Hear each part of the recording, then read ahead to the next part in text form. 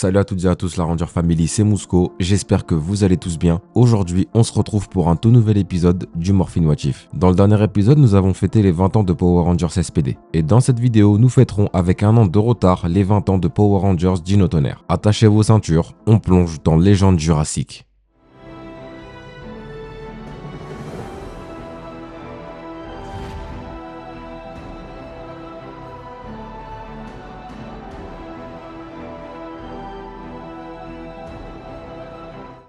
Tout commence dans notre chère petite ville de Riverside avec Connor et Ethan qui se retrouvent chaque mois au cyberespace, le célèbre café détenu par Hailey. Connor est devenu un joueur de foot renommé qui a ouvert plusieurs écoles de foot. Jake, des Power Rangers Megaforce, avait même été admis dans l'une de ces écoles et est en train d'avoir un parcours professionnel remarquable.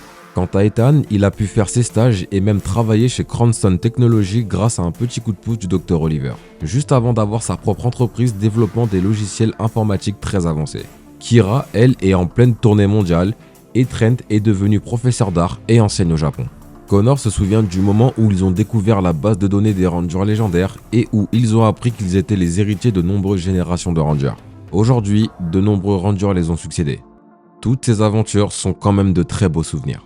Mais une grosse surprise va gâcher leur moment. Un monstre attaque en ville. Une première depuis l'invasion des forces DZ. Connor et Ethan se précipitent sur les lieux et le Dr Oliver se met en route également. Arrivés sur les lieux, Connor et Ethan sont surpris de voir un monstre qui a la même signature énergétique que les monstres créés par Mesogog. Celui-ci se nomme Desmo. Pas de temps à perdre, Connor et Ethan se transforment et l'attaquent.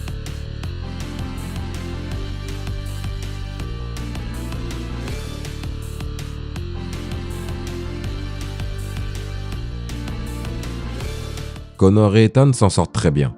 Mais étrangement, Desmo fait apparaître une réplique du Blaster T-Rex. Au moment de porter l'attaque, le Dr Oliver intervient et sauve de justesse Connor et Ethan. Desmo bat en retraite et les Rangers se demandent comment un tel monstre peut-il encore exister. Le Dr Oliver propose de se tourner vers la seule personne capable de répondre à cette question, Anton Mercer.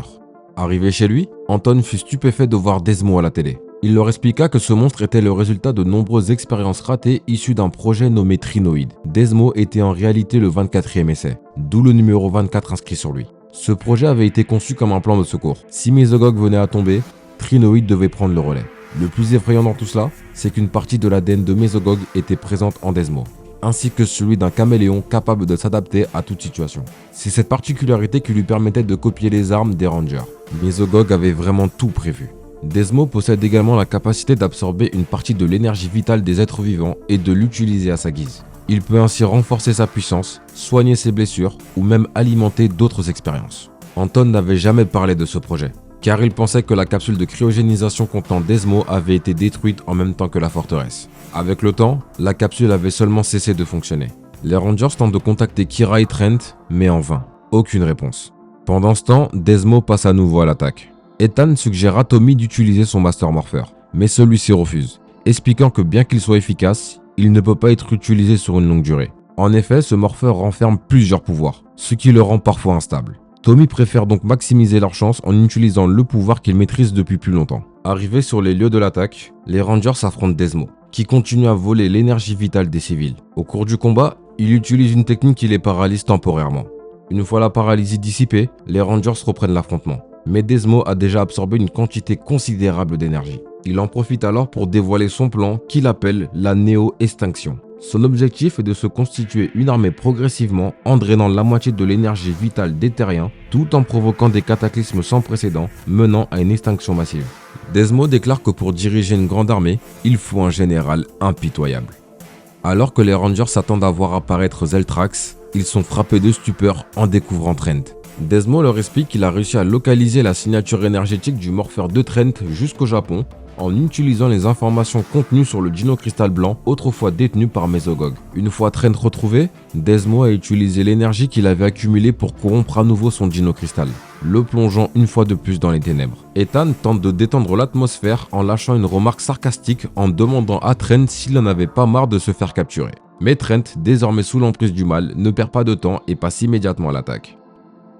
Pour prolonger leur supériorité, Desmo et Trent battent en retraite, laissant les Rangers à terre. Dans un endroit plus isolé, Desmo ordonne à Trent d'augmenter la portée de son attaque permettant de drainer l'énergie vitale des humains. L'expérience est un succès et Desmo gagne encore en puissance. Au QG, les Rangers sont rejoints par Kira, qui a pris le premier avion dès qu'elle a appris que Desmo avait attaqué Riveside. Ensemble, ils cherchent un plan pour sauver Trent et éliminer Desmo une bonne fois pour toutes. Ethan évoque un prototype ultra puissant permettant de fusionner tous les dino-pouvoirs en un seul morpheur. Cependant, le Dr Oliver préfère écarter cette option, jugée trop dangereuse. De plus, cette fusion nécessite la présence des 5 Rangers. Et Trent étant absent, l'idée semble compromise. Ethan se met alors à développer un brouilleur énergétique, cela prendra un peu de temps. Desmo passe à l'attaque et cette fois-ci, il attaque sur les quais. À chaque minute, Desmo gagne en puissance. Les Rangers ont vraiment du mal à le battre. Ce dernier met alors en marche son plan Néo-Extinction. Il commence à expurger l'eau de la planète. Une fois l'eau expurgée dans sa totalité, la Terre sera invivable. Trent rejoint le combat. Les Rangers tentent de le raisonner, mais impossible.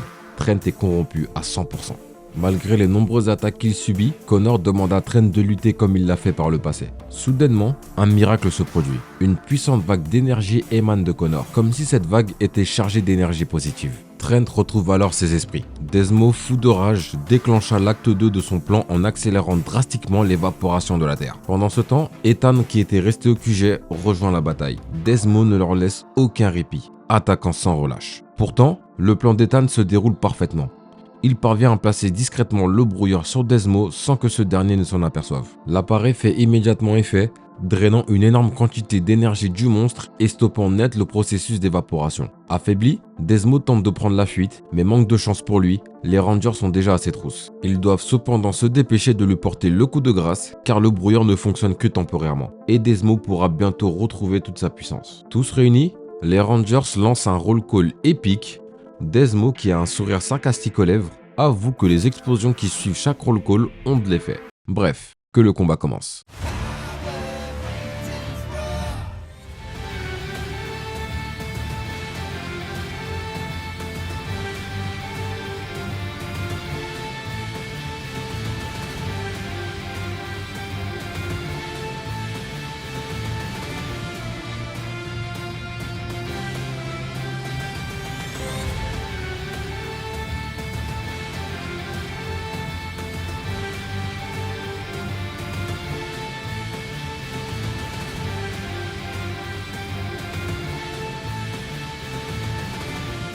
Après un beau combat qui rappelle de bons souvenirs, les Rangers combinent leurs armes pour former le Blaster T-Rex et détruisent Desmo.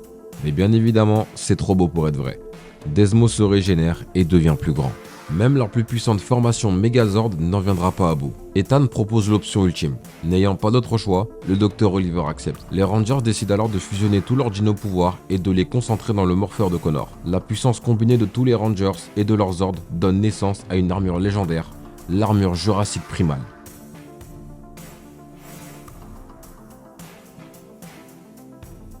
Sans perdre un instant, Connor libère toute la puissance de cette armure, montrant immédiatement l'étendue de sa force.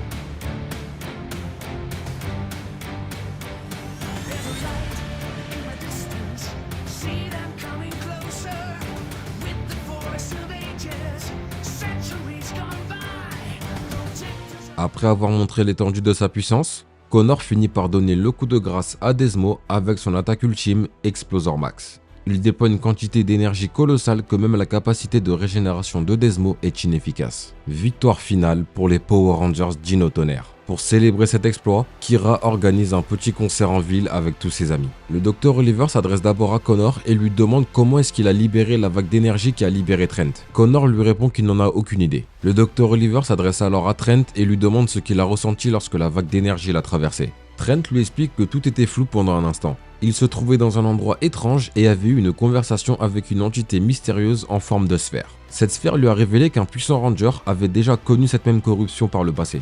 Juste après avoir purifié son cristal, l'entité lui dit que le pouvoir te protège, toi et ton équipe. Cependant, Trent ne prend pas trop ce rêve au sérieux. Il pense que c'est sûrement dû au pouvoir de Desmo qui lui a retourné l'esprit à plusieurs reprises. En effet, cette entité mystérieuse faisait référence à Tommy lorsqu'il était le Ranger vert sous l'emprise de Rita. Du coup, vous avez compris qui était cette entité qui a sauvé Trent. Et Tommy aussi l'a compris. Tommy contacte alors Billy qui lui avait parlé de ce qui s'était passé durant les événements de Power Rangers Cosmic Fury lorsque Aeon était dans le coma. Et voici comment se termine Power Rangers Dino Tonnerre, légende jurassique.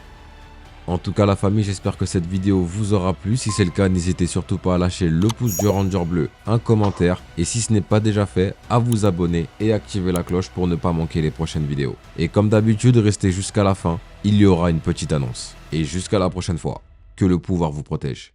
Toujours.